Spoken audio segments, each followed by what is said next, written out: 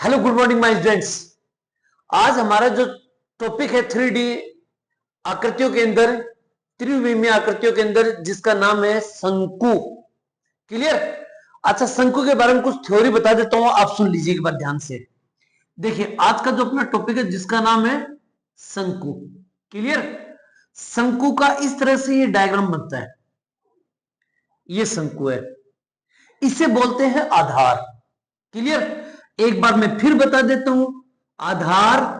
और इस आधार को हम बोल सकते हैं वृत्त। क्या बोल सकते हैं? वृत्त। यह आधार हमेशा वृत्त के आकार का होता है, इसलिए इसको हम क्या बोल सकते हैं? वृत्त बोल सकते हैं। जब भी ये प्रश्न आएगा आधार का क्षेत्रफल, तो समझ जाना वृत्त का क्षेत्रफल है। क्लियर? आ जाओ। ये जो होती है, ये जो सीधी होती है, ये होती है एच। और ये जो वृत्त की होती है, ये होती है त्रिज्या। और ये जो इसको बोलते नहीं, ये होती है तिर्यक ऊंचाई, जिसको हम बोलते हैं एल। इसमें 3-4 सूत्र याद रखिएगा। एक होता है संपूर्ण पृष्ठीय क्षेत्रफल, एक होता है वक्र पृष्ठ क्षेत्रफल, एक होता है आयतन, और एक सबसे इंपॉर्टेंट है जिसका नाम है तिर्यक ऊंचाई। याद रखिए, क्या? तिर्यक ऊंचाई। तिर्यक ऊंचाई। तिर्यक ऊंचाई को हम कहते हैं एल। क्या कहते हैं? एल, यानी कि ये स्लेंट हाइट। क्लियर? अब सुनो, संपूर्ण प्रश्न सूत्र होता है पाई आर कोष्टक में एल प्लस आर। वक्र प्रश्न होता है पाई आर एल। आयतन, आयतन का सूत्र होता है पाई आर स्क्वायर एच बट्टा 3, या 1/3 आप स्टार्टिंग में भी लगा सकते हो, एक ही बात है। ठीक है ना? तिर्यक ऊंचाई का फॉर्मूला होगा H square plus R square का under root. Clear? H square plus R square का अंडर रूट। ये कुछ फॉर्मूले हैं जिनको आप याद रख लीजिएगा, इनको आप देख लीजिएगा, इनको समझ लीजिएगा। और अब हम करते हैं प्रश्नों की शुरुआत। क्लियर? प्रश्नों को कैसे निपटाते हैं, फटाफट गाड़ी खींचेंगे, लेकिन उनको देखिए ध्यान से मैं क्या करता हूं। ओके, तो आप पहले इसको नोट कर लीजिए और करते हैं प्रश्नों की शुरुआत। ओके, आइए। अब देखिए बेटा जी, क्वेश्चन नंबर 1 और क्वेश्चन नंबर 2। ठीक ना? शंकु की त्रिज्या 14 सेंटीमीटर है, ऊंचाई 20 सेंटीमीटर है।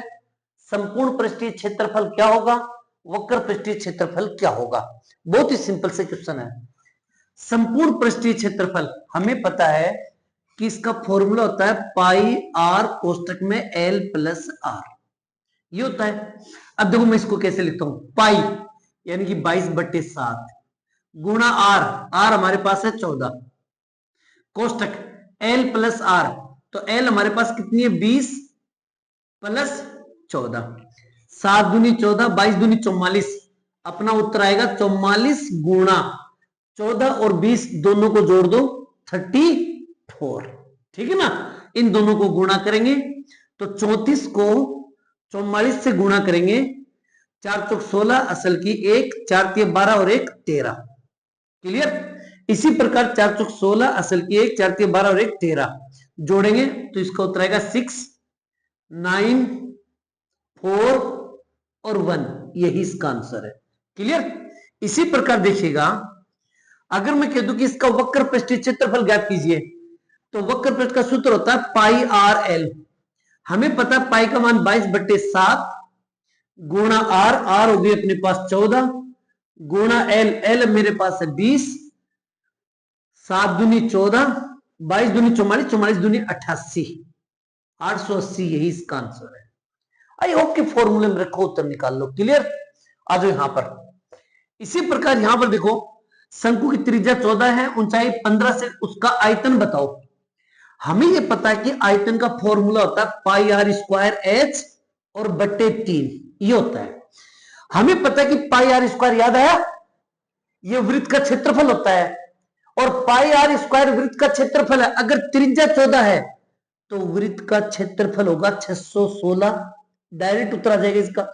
और गुणा ऊंचाई, ऊंचाई मेरे पास है 15, और बट्टा 3, 3 पंजू 15, 16 पंजू 80, 6 पंजू 30, यही इसका आंसर हो गया। खत्म कहानी।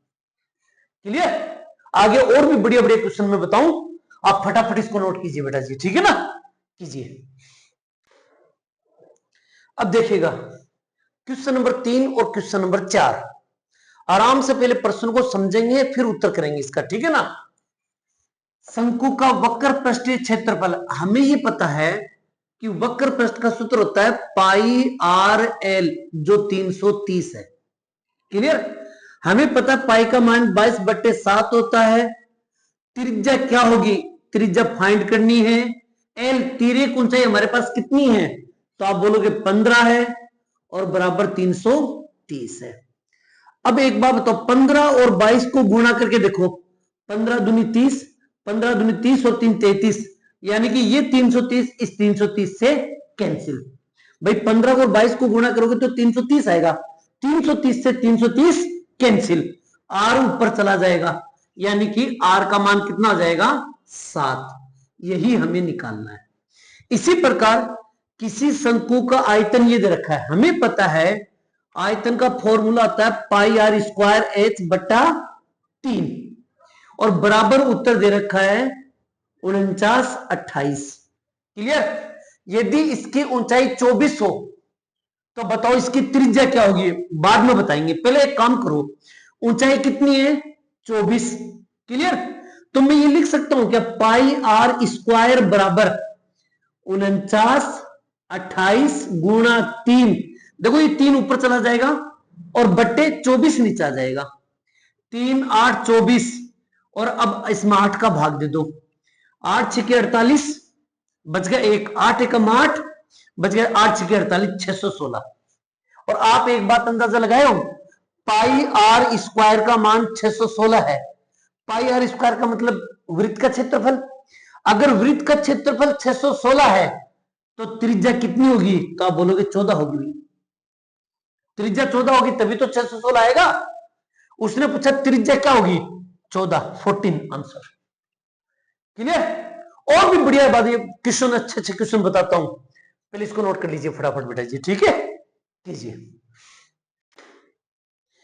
अब देखिएगा क्वेश्चन नंबर 5, किसी शंकु का वक्र पृष्ठीय क्षेत्रफल 528 है, 528 सेमी स्क्वायर वर्ग सेमी है। यदि इसकी त्रिज्या 7 हो तो ऊंचाई क्या होगी? अच्छा एक बात बताओ, वक्र पृष्ठ का सूत्र क्या होता है? तो आप बोलोगे सर वक्र पृष्ठ का सूत्र होता है पाई आर एल बराबर 528। हमें त्रिज्या दे रखी 7 है, तो मैं ये कह सकता हूं सर 22/7 गुणा 7 गुणा एल बराबर 528।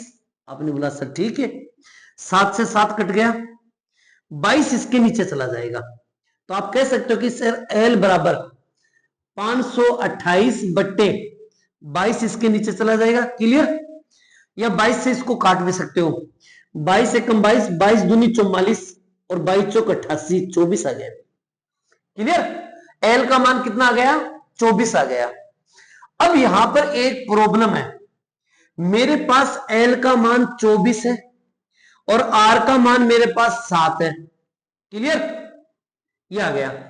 भाई आप मुझे बता सकते हो कि एल का मान तो 24 है, आर का मान 7 है, और उसने पूछा कि ऊंचाई क्या होगी, तो ऊंचाई को तो हम एच बोलते हैं और एच का मान निकालना है।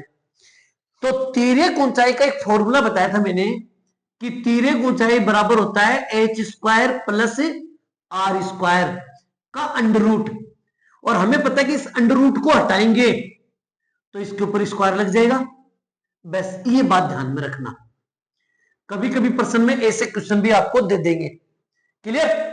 एल स्क्वायर बराबर H square plus R square, हमें एल का मान दे रखा 24, 24 का स्क्वायर होता है 576 बराबर एच स्क्वायर हमारे पास है नहीं, H square plus R, R मेरे पास 7 है, 7 का स्क्वायर हो जाएगा 49, इधर प्लस का है तो इधर किसका हो जाएगा? माइनस का।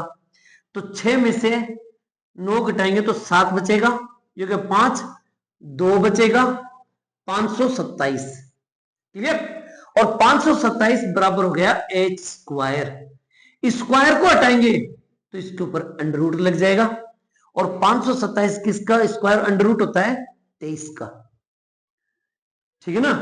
अच्छा एक बात हो, 23 को 23 सॉरी भी 23 का नहीं होता भी, 527 529 होता है भी, सॉरी 527 किसी का भी नहीं होता है।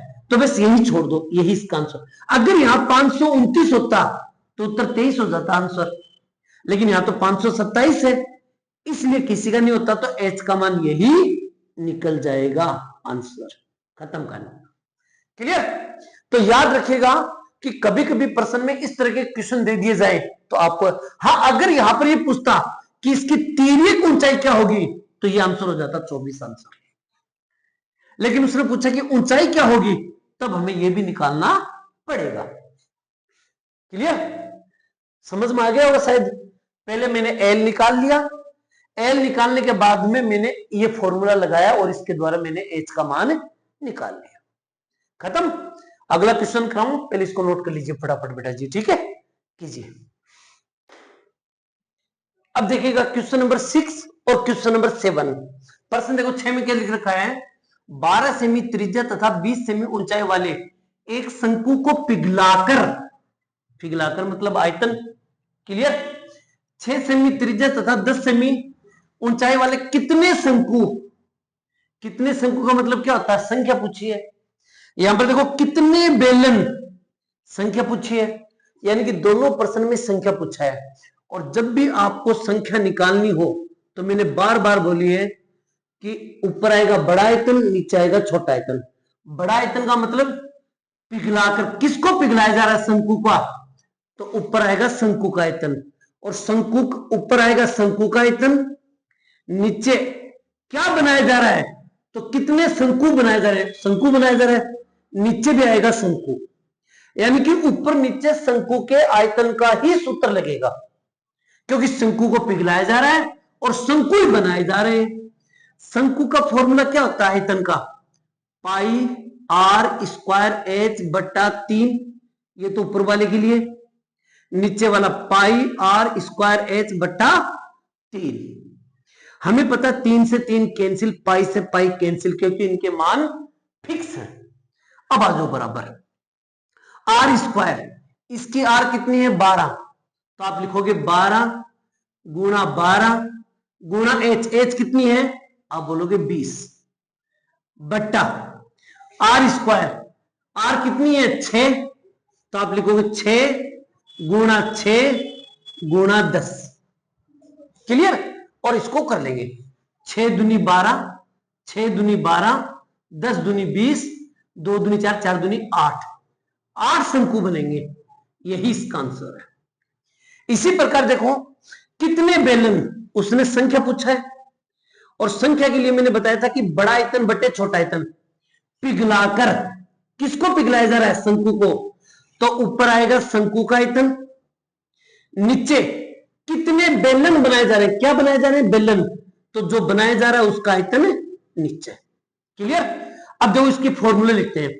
इसका फॉर्मूला होता है पाई आर स्क्वायर एच बट्टा 3, और नीचे वाले का बेलन का आयतन का फॉर्मूला होता है पाई आर स्क्वायर एच। देखो रे बच्चों भाई एक बात और सुन लो, आपको ये फॉर्मूले याद रखने पड़ेंगे वरना गड़बड़ कर दोगे तुम लोग। ठीक है ना? ऐसे तो मैं इन प्रश्नों को डायरेक्ट भी बता सकता हूं, लेकिन यहां गड़बड़ कर दोगे तुम लोग, इसलिए मैं बार बार फॉर्मूले का इस्तेमाल कर रहा हूं, ताकि फॉर्मूले के अकॉर्डिंग आपको यह पता चल जाए किस किस चीज को काटना है और कौन कौन सी चीजों को हमें इस्तेमाल करना है।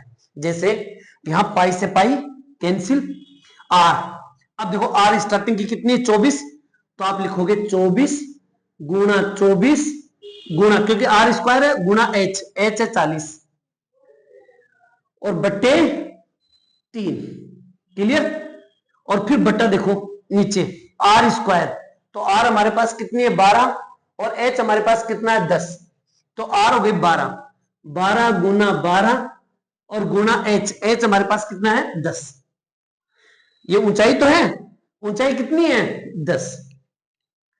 चलिए इसको सोल्व करते हैं, देखो कैसे।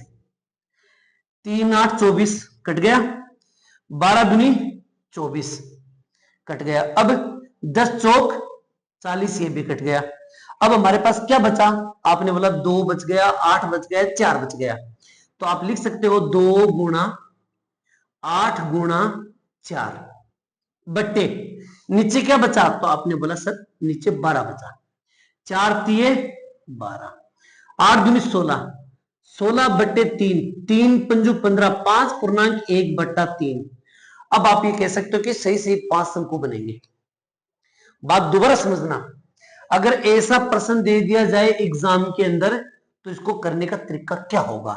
तो आप ये देखो 24 सेमी त्रिज्या है, 40 सेमी ऊंचाई, शंकु को पिघलाकर, तो पहले शंकु का आयतन बट्टे क्या बनाया जा रहा है, बेलन, फिर बेलन का आयतन, पाई से pi cancel, R square, R मेरे पास 24 है इसलिए 24 गुणा एच, एच मेरे पास 40 है, 3 8 24 कट गया 8 बार, तो ये हो गया 2 गुणा 8 गुणा और इधर 40, और अब नीचे लिखेंगे आर स्क्वायर, तो आर मेरे पास कितनी है 12, 12 गुणा 10, 12 दूनी 24, यहां पर 8 बच गया था ऑलरेडी, और 10 चौके 40, तो मेरे पास ऊपर क्या बचा 2 8 4 और नीचे बच गया 12, काटेंगे इसको तो ये आएगा। तो यहां पर कितने बनेंगे, आप बोलेंगे 5 बेलन बनेंगे बेटा, ठीक है ना, 1/3 बेलन पूरा नहीं होगा, तो केवल 5 बेलन बनेंगे। समझ गए, ये सब प्रीवियस ईयर के एग्जाम में आ चुके हैं प्रश्न, तो इनको बढ़िया तरीके से आप कीजिएगा। अगला क्वेश्चन मैं बताऊं, पहले इसको नोट कर लीजिए फटाफट बेटा जी, ठीक है, कीजिए। अब देखिएगा क्वेश्चन नंबर 8, ध्यान से देखिएगा, प्रश्न क्या दे रखा है कि 20 सेमी त्रिज्या और 15 सेमी ऊंचाई वाले एक शंकु को पिघलाकर, पिघलाकर मतलब क्या होता है, आयतन 10 सेमी त्रिज्या का एक बेलन बनाया जाता है, बेलन की ऊंचाई क्या होगी। यहां पर संख्या नहीं पूछी, अगर संख्या पूछता तो हम लिखते बड़ा आयतन बटे छोटा आयतन, लेकिन यहां तो बोला बेलन की ऊंचाई ज्ञात कीजिए। अच्छा एक काम करो, पिघलाकर, जब किसी वस्तु को पिघलाकर दूसरी वस्तु बनाई जाती है तो आयतन तो निकलता है, लेकिन दोनों का आयतन क्या होगा, बराबर होगा। इसका मतलब ये हो गया कि जो शंकु का आयतन है और जो बेलन का आयतन है वो दोनों के दोनों बराबर होंगे। हमें पता शंकु का आयतन का फॉर्मूला होता है पाई आर स्क्वायर एच बट्टा 3, और बेलन का होता है पाई आर स्क्वायर एच।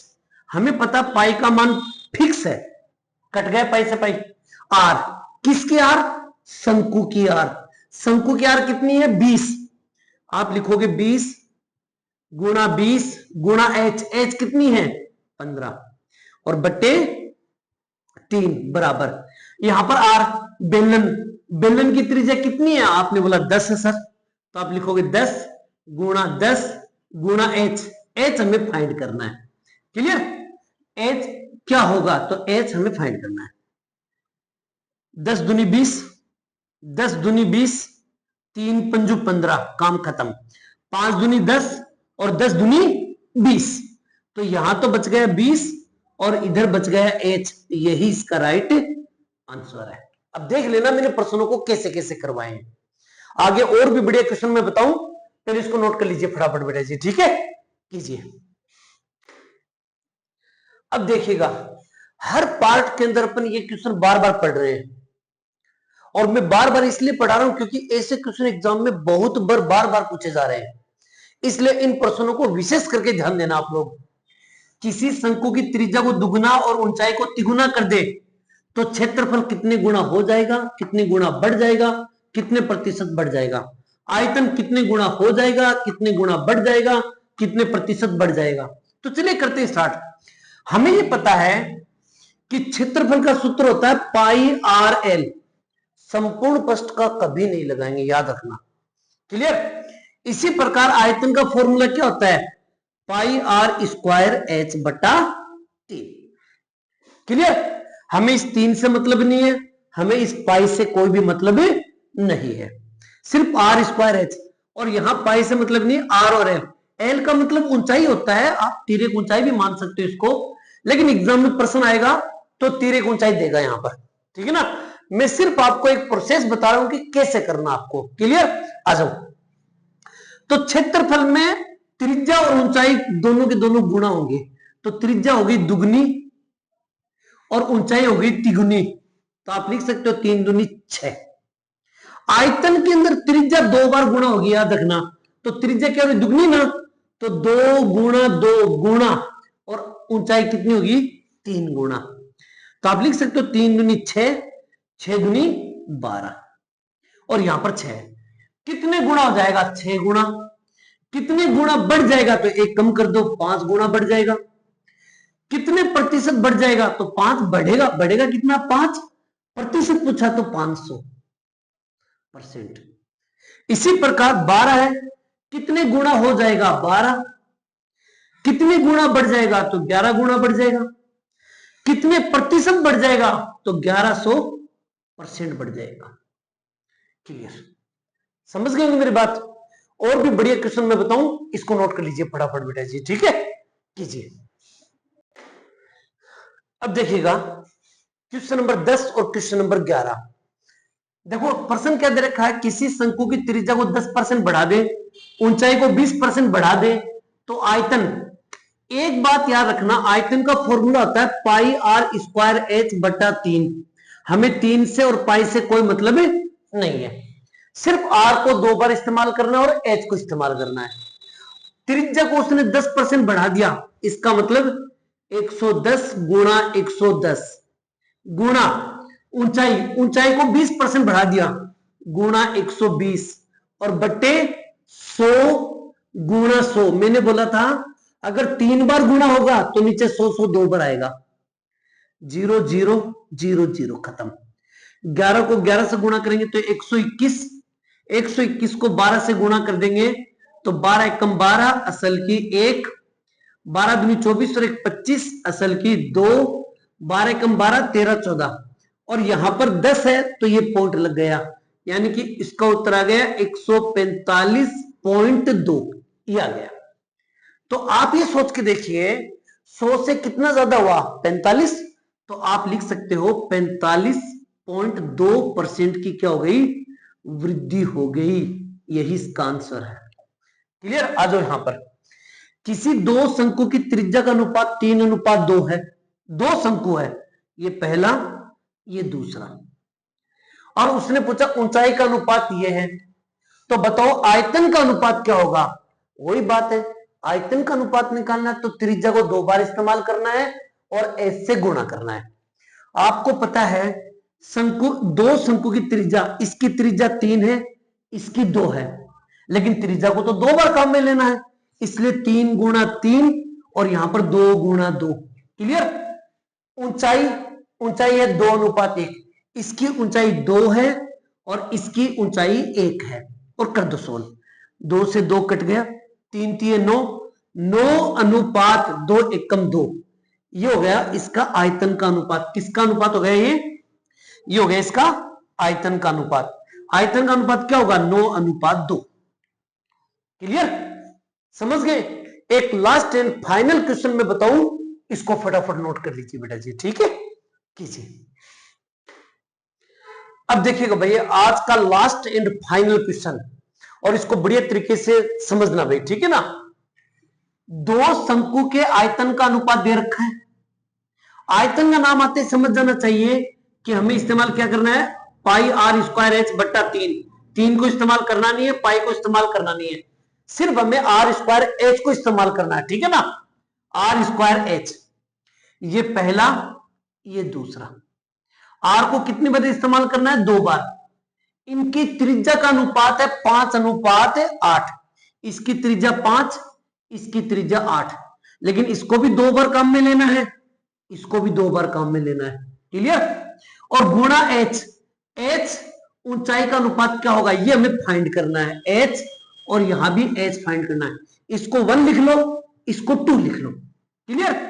अब आप ये कहोगे सर ये तो हमने कर लिया, तो उत्तर कितना है मेरे पास? 25H1 अनुपात 64H2, ये आ गया। ये किसका अनुपात आ गया? आयतन का अनुपात। लेकिन आयतन का अनुपात तो 5:16 है। आपने बोला सर 5:16 दे रखा है, मैंने कहा क्रॉस मल्टीप्लाई करके इनका मान निकाल लो। तो कर लेते हैं इसका आंसर। देखो तो ये हो जाएगा 25 गुणा 16, 25 गुणा 16 गुणा H1 बराबर 5 गुणा 64 गुणा H2, ठीक है ना? 16 चौक 64, 5 5 25। क्लियर? तो आप बोलोगे सर 5 H1 और इधर हो गए 4 H2। तो मुझे बताओ H1 अनुपात H2 क्या होगा? तो जो 2 के साथ है वो 1 के नीचे, जो 1 के साथ है वो 2 के नीचे, यानी कि आप बोलोगे 4:5। यही इसका आंसर है। समझ में आई मेरी बात? ये इसी के साथ शंकु का मीटर क्लियर।